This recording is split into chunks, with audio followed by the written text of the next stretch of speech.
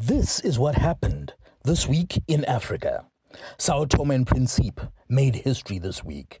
The Gulf of Guinea archipelago, Africa's only country to graduate from least developed country status in 2024, unveiled its 2026 to 2040 national investment strategy to private investors, anchoring four sectors: a 160,000 square kilometer ocean economy, premium cocoa with European traceability, renewable energy, and ecotourism that hit a record 41,000 arrivals in 2024.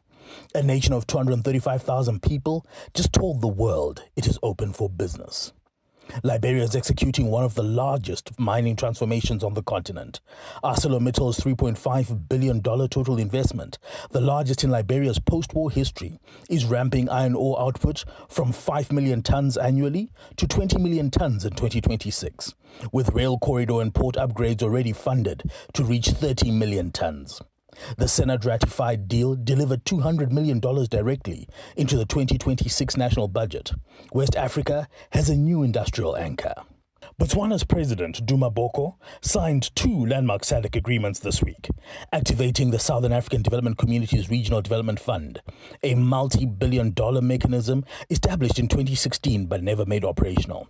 Boko also signed an amendment to the SADC Finance and Investment Protocol and called on all 16 member states to follow.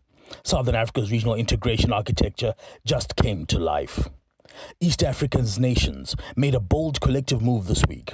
At the EAC's Regional Science, Technology and Innovation Conference, all EAC partner states committed to establish a regional AI technologies fund, blended finance for AI research anchored in East Africa's languages, East African data, and East African infrastructure. The declaration explicitly targets Kiswahili native AI systems, putting the region's 300 million people at the center of their own digital future. The World Bank released its April 2026 Africa Economic Update this week, projecting sub-Saharan Africa to grow at 4.3% in 2026 and 2027, making this the fastest growing region in the world 2 years running. The report identifies smarter industrial policy as the decisive lever for turning that growth into jobs at scale. This has been This Week in Africa, where multiple countries are growing their economies on their own terms.